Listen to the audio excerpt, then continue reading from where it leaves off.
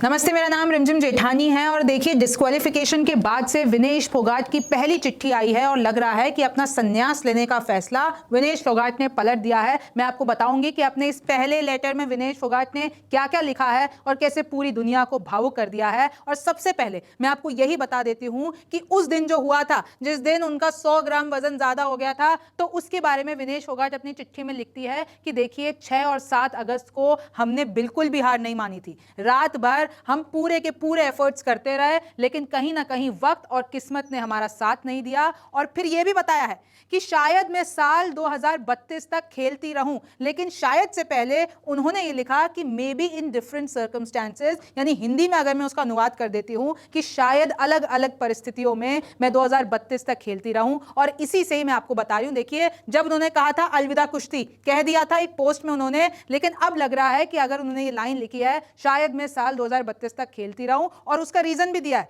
कि मेरे अंदर लड़ना और कुश्ती कभी भी नहीं जाएगी, मैं हमेशा रेसलिंग के लिए और हमेशा वो जो फाइटिंग स्पिरिट है मेरे अंदर कायम रहेगी। मुझे भविष्य का अनुमान नहीं लगा सकती मैं, मुझे नहीं पता फ्यूचर में क्या होगा, लेकिन सही जो भी चीज सही है और जिसमें मैं विश्वास करती हूं उसके लिए मैं लड़ती रहूंगी। अपनी चिट्ठी में विनेश फोगाट ने यह लिखा है। अच्छा, चिट्ठी शुरू किस तरीके से की, ये सब जो मैंने आपको बताया ये लास्ट में लिखा था, लेकिन शुरू किस तरीके से की वो कहती हैं ओलंपिक रिंग के बारे में बचपन में मुझे पता ही नहीं था भाई, मैं एक छोटी सी मासूम सी बच्ची थी, मुझे तो समझ भी नहीं आता था कि ओलंपिक रिंग होती क्या है। मेरे पापा बस ड्राइवर थे और उनका सपना था कि मैं ऊंची उड़ान भरूं। वो कहते थे कि मैं नीचे बस चलाऊंगा और मैं देखना चाहता हूं कि मेरी बेटी ऊपर आसमान में उड़े, यानी एरोप्लेन में बैठे। मां का सपना एक बेहतर जिंदगी देने का था, मां को बस इतना ही था कि मेरे तीनों बच्चे एक बेहतर जिंदगी ले ले। पिता का जब देहांत हुआ और जब पता चला हम लोगों को कि मां का स्टेज 3 का कैंसर है, स्टेज 3 का कैंसर है, तो हम 3 बच्चों के ऊपर से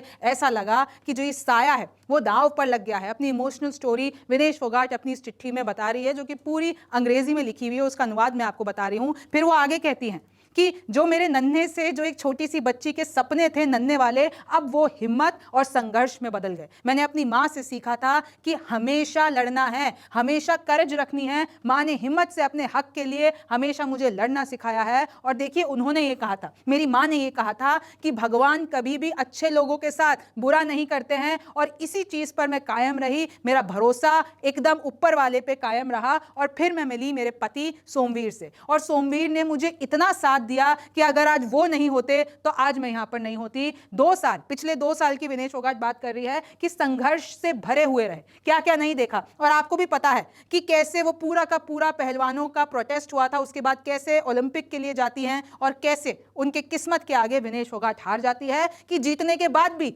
हमको सिल्वर मेडल भी नहीं मिलता है, और गोल्ड की जो उम्मीद थी, गोल्ड के लिए जो हमने निशाना साधा था, वो भी नहीं मिलता है, सिर्फ 100 ग्राम वजन के चक्कर में। और देखिए फिर आगे वो नाम लेती है कुछ, जैसे कि डॉक्टर दिनशा पारदीवाला का, जो कि वो बताती हैं कि मेरे लिए फरिश्ता हैं, अगर ये नहीं होते तो ये जो पूरे जर्नी में मुझे जिन्होंने भी जो भी मेरे साथ हुआ है तो मैं खुद को संभाल नहीं पाती, लेकिन जो मेरा पूरा का पूरा ख्याल रखा है, मेरे न्यूट्रिशन का डॉक्टर हैं ये, तो वो मेरे लिए एक फरिश्ता है। फिर कहती हैं डॉक्टर वेन पैट्रिक लॉम्बार्ड मेरे बड़े भाई की तरह, उन्होंने हर वक्त मेरा इस तरीके से साथ दिया, छोटी से छोटी चीज, बड़ी से बड़ी चीज, अगर ये भी नहीं होते, मतलब उन्होंने बताया है कि परिवार है मेरा। फिर वो कहती हैं वॉलर अकॉस मेरा परिवार की तरह और सबसे बेस्ट कोच है। फिर कहती हैं अश्वनी जीवन पाटिल जो मेरी फिजियो हैं, जो मेरी फिजियोथेरेपिस्ट है, मैं उनका धन्यवाद कहती हूं कि जैसे जैसे संघर्ष मैंने किया वैसे वैसे संघर्ष उन्होंने भी किया। फिर कहती हैं तजिंदर कौल 10 किलोग्राम जो मेरा कम कराया, और मैं तो सोच भी नहीं सकती थी कि अगर मैं 50 किलोग्राम के लिए खेलती हूं, लेकिन तजिंदर कौर ने कहा कि हम सब कर लेंगे,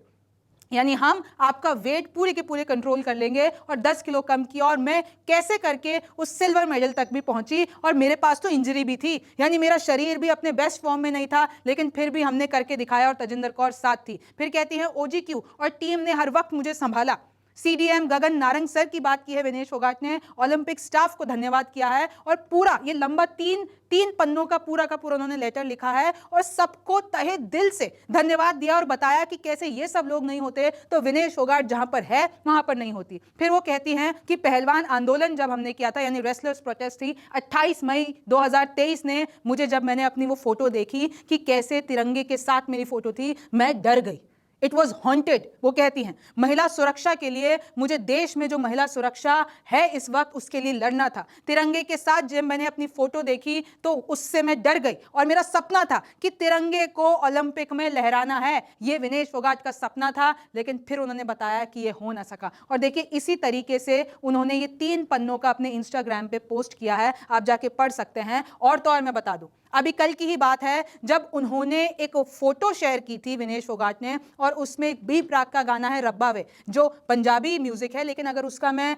आपको मीनिंग बताती हूं, उसका मतलब यह है कि जब मेरी बारी आई रब्बा तू तो सोता ही रह गया। और अगर आप वो गाना सुनेंगे आपको पता चलेगा कि विनेश फोगाट के मन के अंदर क्या चल रहा है और उन्होंने किस तरीके से अपनी अंदर की भावनाओं को बयां किया है। देखिए विनेश फोगाट आने वाली है भारत देश, और आपको पता है कि जो सिल्वर मेडल की उम्मीद है वो भी कहीं ना कहीं हमारी जो उम्मीद है वो एकदम, अगर हम कहें कि वो खराब हो गई है, क्योंकि जो उधर से है, जो कोर्ट से है, उसका बिल्कुल जो प्ली है वो हमारी रिजेक्ट हो गई है। अब आगे क्या होता है जब विनेश फोगाट आएंगी, और देखिए चाहे कुछ भी करिए, सोना तो विनेश फोगाट ही है। और पहली बार इस चिट्ठी के द्वारा उन्होंने बताने की कोशिश की है कि ये जो पूरा सफर है उनके लिए कैसा रहा है। आप न्यूज़ 24 देख रहे थे, अब आपका इस खबर पर क्या कहना है मुझे जरूर बताइए। मैं हूं रिमझिम जेठानी, फिर मुलाकात होगी।